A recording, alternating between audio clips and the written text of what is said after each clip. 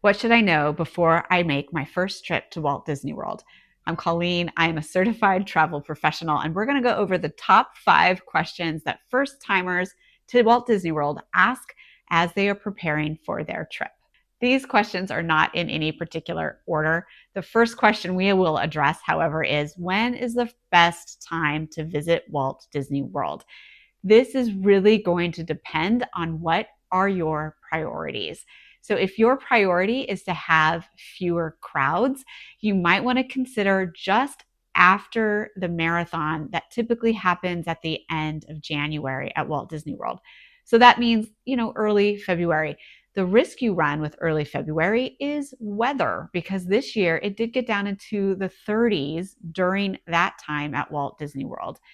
Another time that tends to be lighter crowds is going to be May. So after most of the spring breaks are over, but before school and graduation starts to happen in June. So that's another time to consider going down to Florida. But remember, Walt Disney World and Disneyland as well are really set up to be busy. They are not set up to have slow times anymore. So no matter when you go, you are going to see crowds, but there are definitely times where you're going to see more crowds than you would at other times.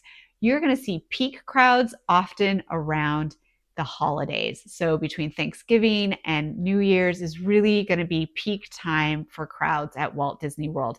But some people are really looking for that holiday experience, and it is worth it for them to go during that time. Another thing to consider when you're thinking about when to go to Walt Disney World is if there are any festivals that you are interested in. So this might be the Halloween time party. I think they call it Mickey's Not So Scary Halloween is what is taking place at Walt Disney World. There are the Flower and Garden Festival, which takes place at Epcot, and there's food and wine festivals that also happen. So considering other times of year that might have a festival or some sort of party that meets your needs and something that you want to do in addition to your typical stay at Walt Disney World. So number 2 is, how long should I plan to stay at Walt Disney World? Walt Disney World is 40 square miles. It has 4 theme parks. It has 2 water parks. It has a shopping district. Walt Disney World is big, and you should plan to go and spend time there. Most people are going to want to spend at least one day at each of the parks if it's the first time that they've been to Walt Disney World. They may decide that they want to spend a day at one of the water parks, or maybe a day when they don't have to get into the parks, and so they're just going to spend more time by the pool and relaxing. So most people are going to plan to be at Walt Disney World between 5 and 7 days, if not longer. There is plenty to do. And if you really want to get into the Disney bubble and really start to relax into Disney, you can plan to spend more time, but ideally make sure that you're spending at least 5 days, but it will be a rushed trip if you only spend 5 days at Walt Disney World. Another common question is, where should I stay when I go to Walt Disney World? Most people are talking about, should I stay on a Disney property or should I stay outside of Disney? And I'm actually very opinionated about this when it comes to Walt Disney World. And the reason I am opinionated is because it is 40 square miles.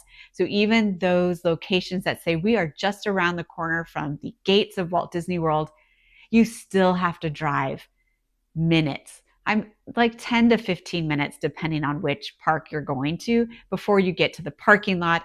Some of the parks, once you're in the parking lot, you then have to take additional transportation to get actually to the theme park, like the boats or the monorail to actually get in the gates to the theme park.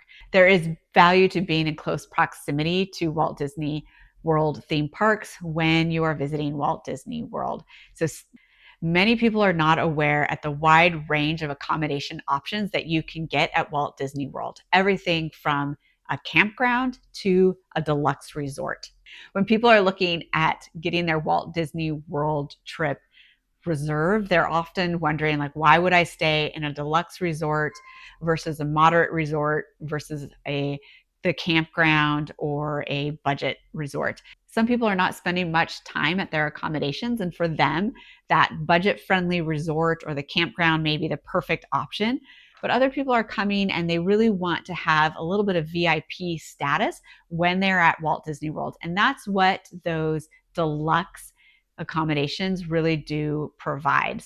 Anyone staying on a Walt Disney World property will receive early morning entry to some of the parks when they're going to visit, which means you get, I think it's a half an hour now of time before people staying outside of Walt Disney World come into the parks. So you get a little bit more time in the parks. But if you are staying at a deluxe resort, they also offer hours at night. So after the park closes down, only people that are staying in some of the deluxe resorts get to stay for those extra hours. That means shorter lines. You're going to get to go on more rides more efficiently during that time. So that's one of the benefits of staying at that deluxe resort. Another benefit of the deluxe resort is the location. These are the resorts that are located closest to the theme parks. So even walkable for some of the theme parks, like the boardwalk area at Epcot, you can walk to Epcot. You can even walk to the Hollywood Studios theme park. Deluxe resorts that are on the monorail literally goes through the resort. The people staying at those resorts can just hop on the monorail and get dropped off right at the Magic Kingdom. So when you are traveling with young children, being able to get back to your hotel quickly for an afternoon break can make or break your vacation while you're visiting Walt Disney World. Another common question is, should I upgrade my theme park ticket, or should I do any of those add-ons to the theme park ticket? So what are those options? A common one is the park hopper. So this is where you buy a ticket and it allows you to get into more than the one park. I find park hopper very difficult at Walt Disney World because of the distance between each of the parks. It feels like you take a lot of the time out of your day simply to travel to the next park. I do not find that as valuable as I do at Disneyland, where you can literally walk 5 minutes and be in the next park. For some people, however, they really just want to hit the big E rides. And so it's very worthwhile to them to be able to go from one park to the next to get on those E ticket rides. The other options that are kind of add on to your theme park tickets are things like your single lightning lane pass. So these are for specific rides and you can buy a time to guarantee that you get on the ride, or your multi-pass lightning lane, which means you pay one price and have access to the lightning lanes of all of those lightning lane rides within that park. And the multi-pass lightning lane is a good option if you know how to use it correctly, and other people have done great videos on how to do that well. So I don't need to go into that, but that's something you can consider. We also have the VIP tours. So VIP tours is you basically purchase the time of a Disney guide, and that Disney guide gets you quicker onto rides as part of your tour. They now have the Premier Pass, which again just kind of gives you those access to the lightning lanes without having to make a reservation. So depending on how long you are planning to stay at Walt Disney World, how efficiently you want to get through all the rides, one of those options may actually be very valuable for you. Be sure to check out our resources. They are on our website, and that link is in the bio.